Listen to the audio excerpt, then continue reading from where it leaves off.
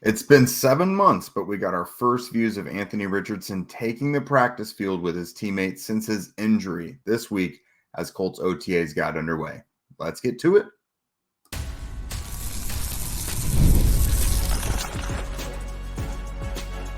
You are Locked On Colts, your daily Indianapolis Colts podcast. Part of the Locked On Podcast Network, your team every day. All right. Thanks for tuning in and making us your first listen of the day. This is your daily podcast covering your Indianapolis Colts, part of the Locked On Podcast Network, your team every day. And today's show is brought to you by Gametime. Download the Gametime app, create an account, and use code LOCKEDONNFL for $20 off of your first purchase. Terms apply. What is up, friends? This is Jake Arthur of HorseshoeHuddle.com. And today we are chatting all about Colts OTAs. Got underway this week. Us in the media, we had a day on Wednesday to go and check out the team. Again, it was our first view of Anthony Richardson since October, since he had that shoulder injury. It was kind of bizarre in general, though. Like, it wasn't just him that was back. It was, Jelani Woods was back out there. Dallas Flowers was back out there. Jonathan Taylor being out there with Anthony Richardson. So it was a really cool thing to see. And just felt like a different team. Although the Colts pretty much are running it back with the same team as last year, it just feels different because there's so many guys who are back from injury. So we'll talk about Anthony Richardson and kind of the day he had. He also spoke to the media afterward. We'll also discuss some injury updates. There was kind of a scary injury with Michael Pittman Jr., but Shane Steichen kind of eased everyone's mind afterward. And then kind of some of the on-field highlights, because there was actually a practice to watch as well. So with Anthony Richardson, there are not really many governors on him right now. For the most part, he's full go. His arm, for me, looked perfectly fine. It looked a lot like it did last year. Really live arm. He's got a lot of power to it, a lot of zip. We did see him uncork one deep one during warm-ups. He also had a nice one to Kylen Granson where he was moving out of the pocket, fired it downfield along the sideline. Granson made a great catch. Richardson afterwards said he's throwing about 60-plus yards right now, which for him, that's not full meter. He's still got a little bit to go. For a lot of quarterbacks, that's a dream. So for Richardson, he's looking good. He's not totally back, but he's getting there. He did say that, he does have some days where he wakes up and he's still got some soreness in the shoulder. That's not every day, but he is working his way back to being, good as new, back to normal since before the injury. But he's out there practicing right now. That's all you can really ask for. And he's not, they've been very careful with this process. So this is all you can really hope to see so far. As for the day he had, we saw him in 7-on-7s and 11-on-11s. Between the two, he probably threw about a dozen balls. I think he only threw about 6 during the 11-on-11s. Kind of a ho-hum day overall, which is probably a good thing because he didn't really look rusty and he didn't look like he was in mid-season form. It looked like he was OTAs and, he's coming back from an injury. But he had the nice play to Granson. He did have an interception that he threw to Daniel Scott, which I'll elaborate on that more later because that was kind of one of the highlights and something I actually asked Shane Steichen about after practice. But Richardson just kind of threw it a little behind Mo Alley-Cox, a little low and behind him, and Scott was there to make the opportunistic play. But no, this is definitely, Richardson was definitely the biggest storyline of the day. Because it just eases your mind. There's no more mystery to it. Your quarterback is back.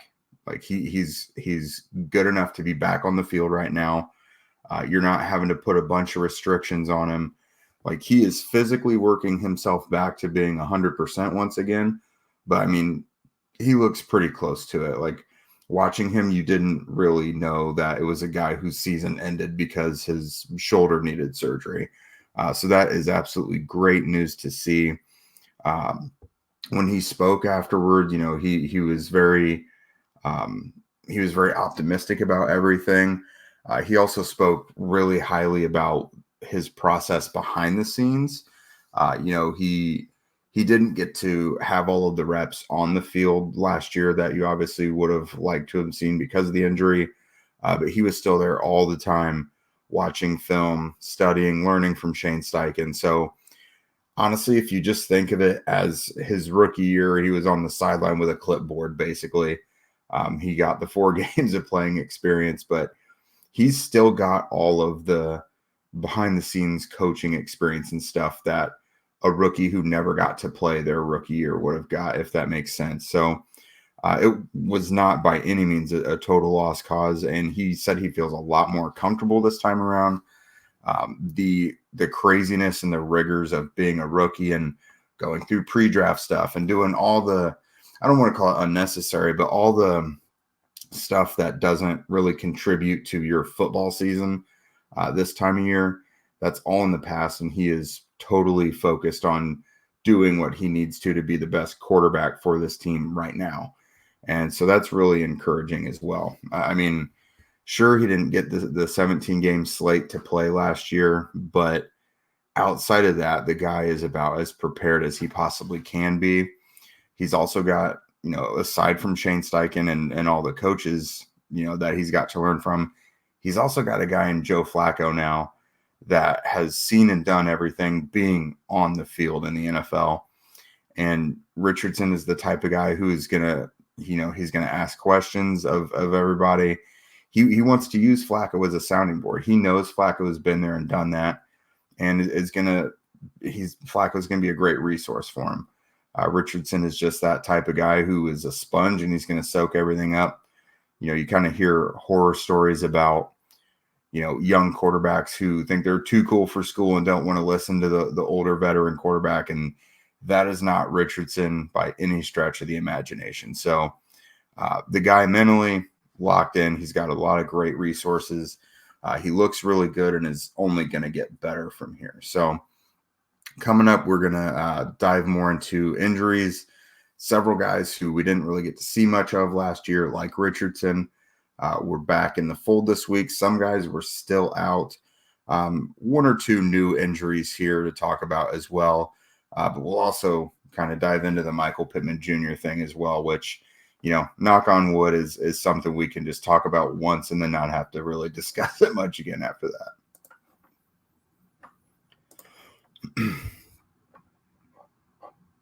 This episode is sponsored by Yahoo Finance. Wouldn't it be great if you could see all of your investments and retirement accounts in one place?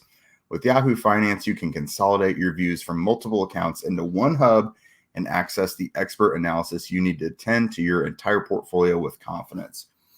For me personally, investing has always been something it seems really intimidating. It's something I know I probably need to do a little bit of, and I do have a couple things here or there. I have a college fund for my daughter. I have a nice little Acorns account that, rounds up all of my spare change in my transactions and saves it up.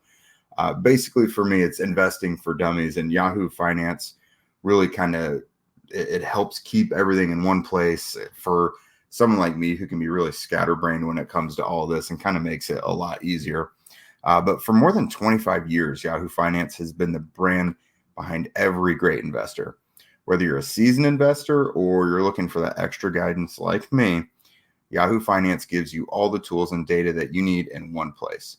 They're also the #1 finance destination, producing a holistic look at the financial news cycle, including breaking news, original editorial perspectives, analyst ratings, independent research, customizable charts, and so much more.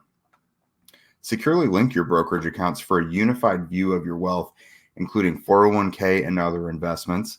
A comprehensive perspective is what sets apart great investors, and it's how Yahoo Finance ensures that you have the insight to look at your wealth in its entirety. With a community of over 90 million users each month, their real strength is helping you on your way to financial success. For comprehensive financial news and analysis, visit the brand behind every great investor, yahoofinance.com, the #1 financial destination, yahoofinance.com. Again, that's yahoofinance.com.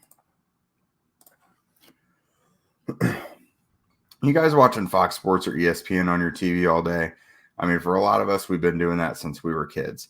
Do you have to turn down the volume, though, with all that shouting?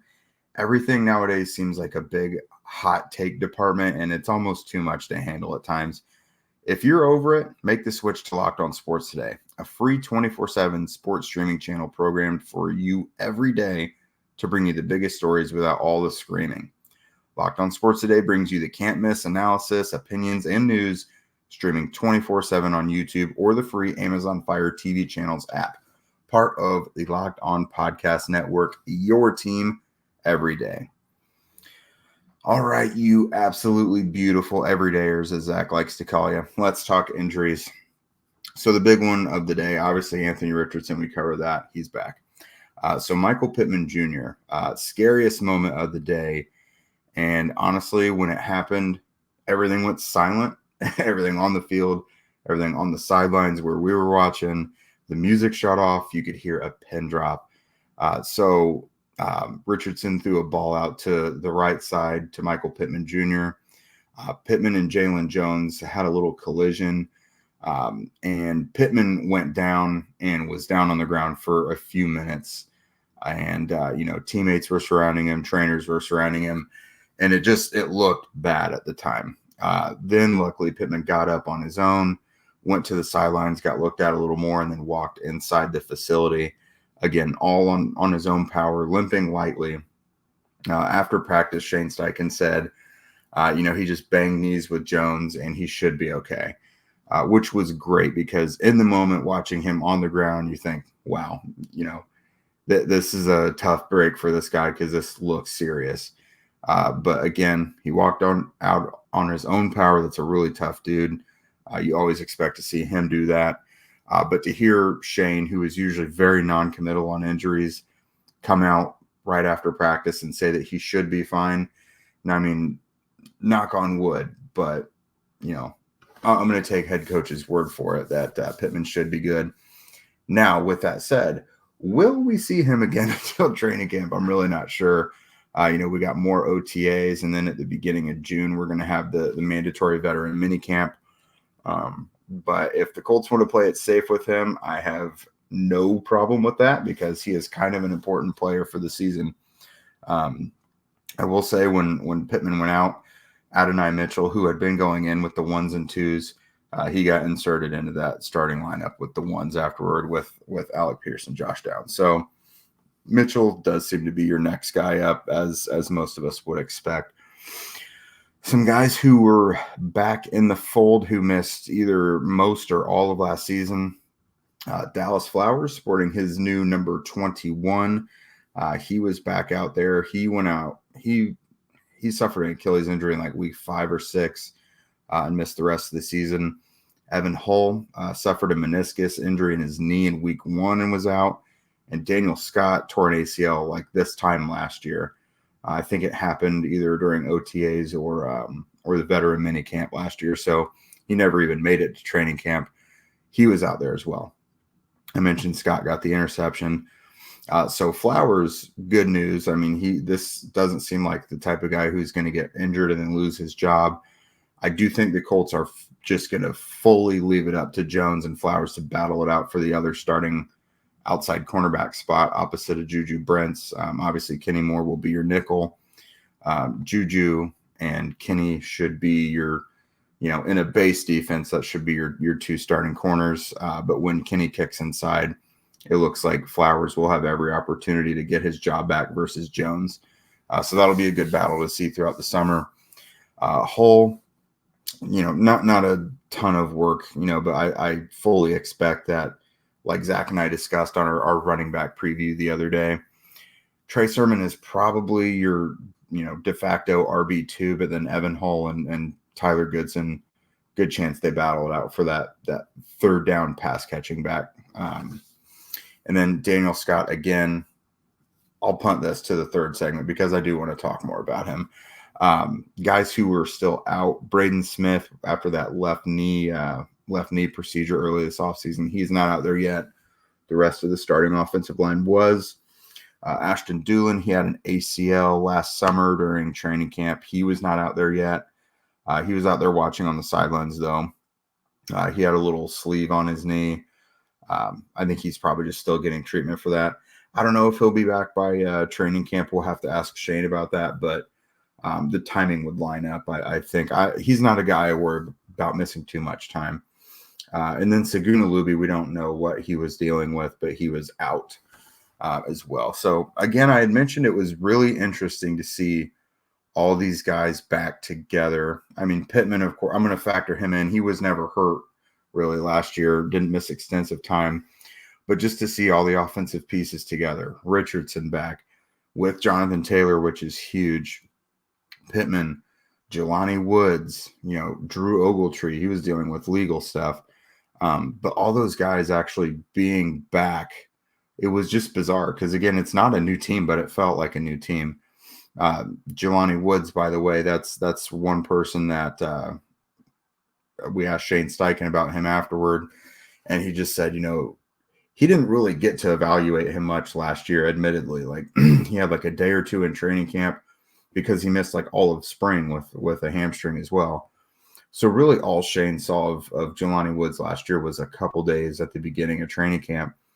Yeah, but he said, how long he is and just the way he moves at his size is really good to see. I would expect, you're waiting on this tight end room to really have a couple of guys come up and separate. I think just like the default starters, if no one really steps up, you're looking at Mo Alley-Cox and Kylan Granson, which is fine. Like Granson is a guy that can move around and be kind of your H-back, and Mo Alley-Cox can do some of that stuff as well. You see him moving around and being used as a blocker. But I think if you go into the season and your two starting tight ends are Mo Alley-Cox and Kylan Granson, either other guys have been injured or just have not stepped up, which is going to be really discouraging for the likes of really Woods, Will Mallory, and Drew Ogletree, because those are your three guys with like huge potential. And if none of them steps up and really grabs like a prominent spot as a tight end in the offense, like I think that will be kind of damning to see. Now, of course, there's context to everything. Like I say that statement definitively now. We don't know what could transpire in between then and now, but in general, unless it's injuries, I think that would be kind of discouraging to see. So coming up here in a moment, we're going to talk about some of the actual on-field highlights of the OTA session from this week. With killer last-minute deals, all-in prices, views from your seat, and their lowest price guarantee, Gametime takes the guesswork out of buying NFL tickets. I think we've all been there. Buying tickets can be frustrating, whether you're trying to go, back in the day on like a Craigslist thing and pray you don't get scammed, or, you're going to one of these places that has a stranglehold on the ticketing market and you just get a million bloated hidden fees. Like it's not always fun to buy tickets to stuff, whether not even just games, but like concerts, some Broadway stuff, whatever it is.